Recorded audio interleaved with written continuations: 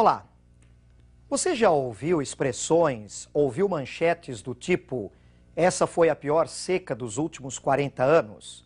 Ou então, a temperatura neste verão foi a mais elevada dos últimos 30 anos? Nós não podemos, a partir dessas expressões, fazermos uma análise pessimista ou alarmista do tipo fim de mundo. Mas é claro que é importante para o ser humano, para toda a humanidade, começar a se preocupar com questões ambientais. Nós deixamos para essa nossa última aula do nosso curso a análise sobre problemas do meio ambiente.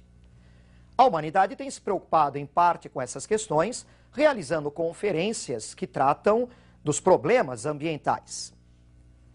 Acompanhe comigo o nosso primeiro quadro para analisarmos algumas dessas conferências. Estamos destacando aí conferências realizadas em Montreal, 1987, o Protocolo de Montreal, tentando erradicar gradualmente a produção do CFC, bem como seu uso e emissão para a atmosfera. A ECO 92, no Rio de Janeiro, aqui no Brasil, preocupada com a conservação da biodiversidade e a exploração econômica sustentável. Ou então, o Protocolo de Quioto, 1997, procurando um corte na emissão de gases responsáveis pelo efeito estufa. Nós apresentamos alguns exemplos de conferências, outras têm sido realizadas. É claro que nessas conferências são discutidas medidas ou projetos para cuidar desses problemas e evitar um agravamento dos mesmos. Vamos observar então um próximo quadro com algumas dessas medidas. Vejam. Medidas necessárias para cuidar melhor do meio ambiente. Primeiro, compatibilizar o crescimento da economia e a proteção ambiental. Claro que a humanidade precisa desse crescimento econômico para gerar riquezas que satisfaçam as necessidades humanas. Muitas pessoas no planeta são muito pobres e sequer têm como viver direito. Mas não podemos pensar apenas no crescimento da economia. Temos que cuidar da proteção ambiental.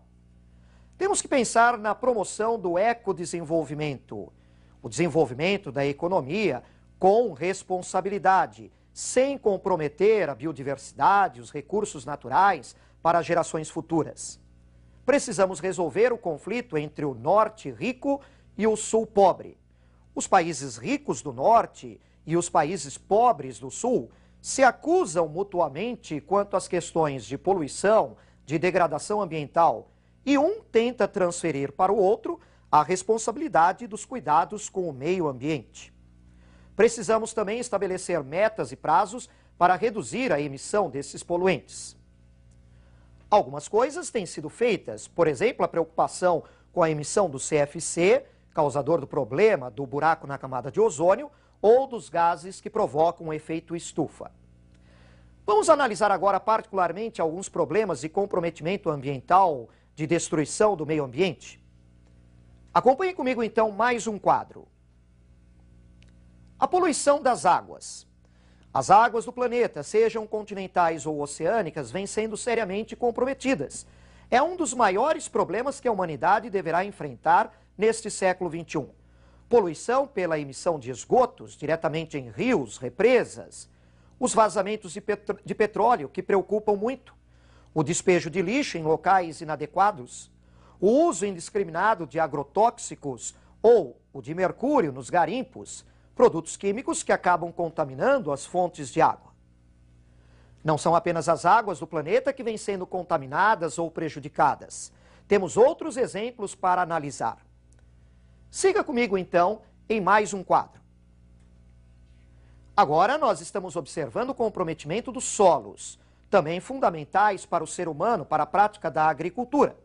Os solos vêm sendo sistematicamente contaminados pelo uso indiscriminado dos agrotóxicos, pelo uso do mercúrio nos garimpos, pelo depósito de lixo também em locais inadequados.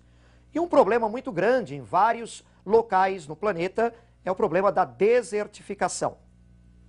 O uso de técnicas agrícolas inadequadas tem comprometido solos, desmatamento excessivo.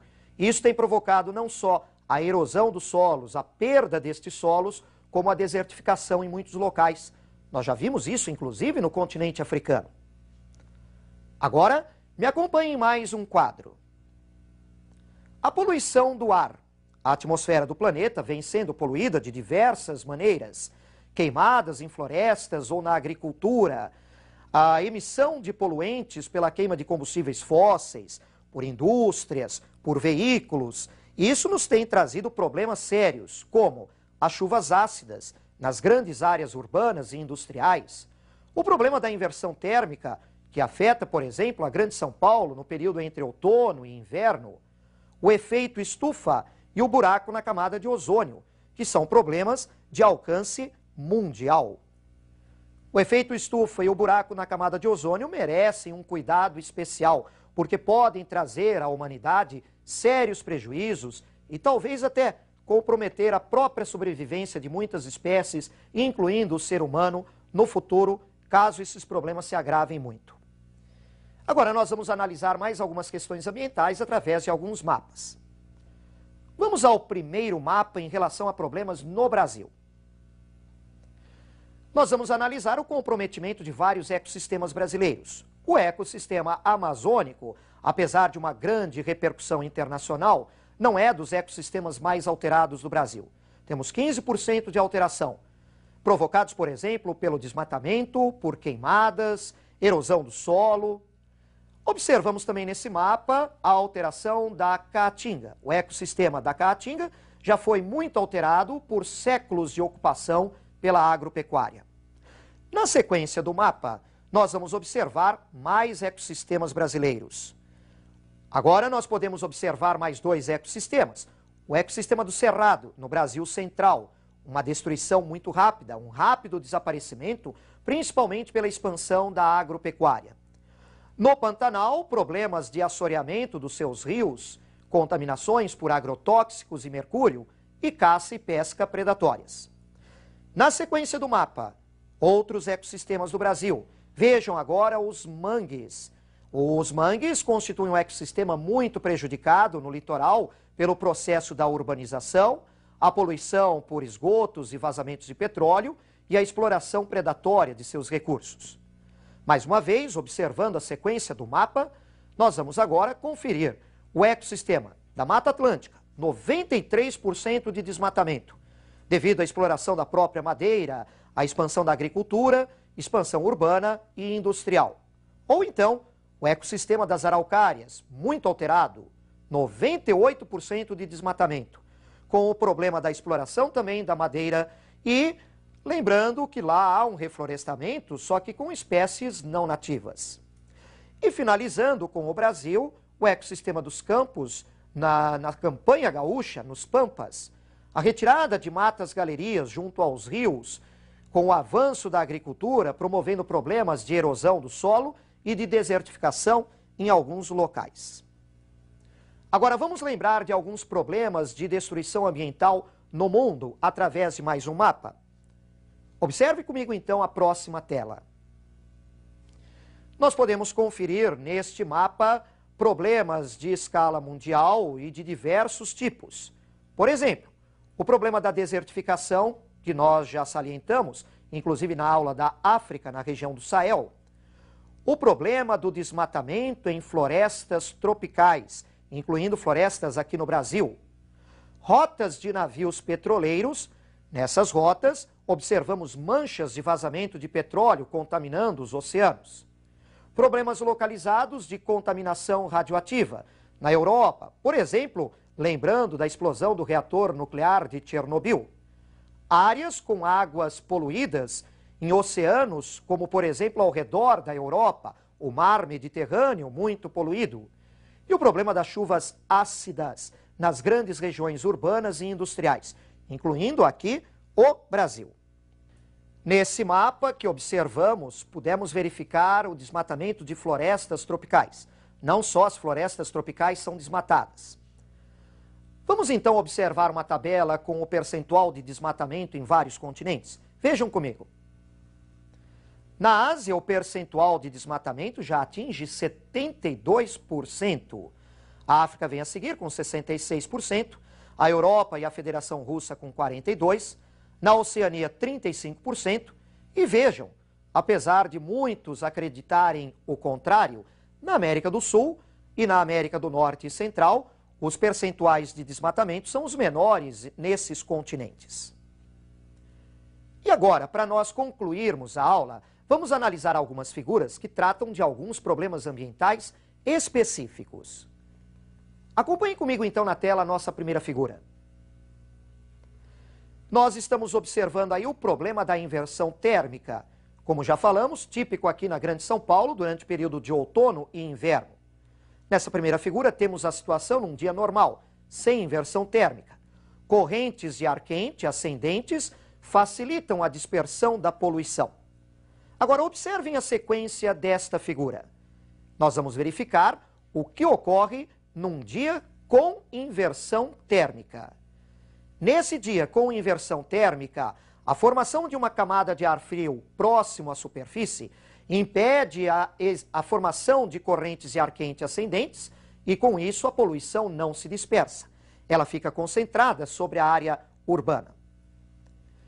Esse é um problema que traz complicações de saúde nos habitantes de algumas grandes áreas urbanas, como aqui na Grande São Paulo. Vamos agora a uma outra figura para analisar um outro problema específico. Vejam agora, estamos trabalhando aí com o problema da perfuração, da abertura da camada de ozônio. Essa camada de ozônio na estratosfera, ela protege a superfície do planeta e os seres vivos que nela estão da entrada de radiações solares nocivas, como os raios ultravioletas. Mas o uso do CFC em vários produtos, o uso de aerossóis, tem comprometido a camada de ozônio, causando aberturas nessa camada e permitindo uma maior entrada dessa radiação ultravioleta. Isso pode trazer consequências desastrosas em vários ecossistemas e até mesmo para a própria saúde do ser humano. E agora nós vamos analisar um outro problema ambiental também de escala global, o problema do efeito estufa. Você vai acompanhar comigo então a próxima tela com mais um desenho. Observem comigo.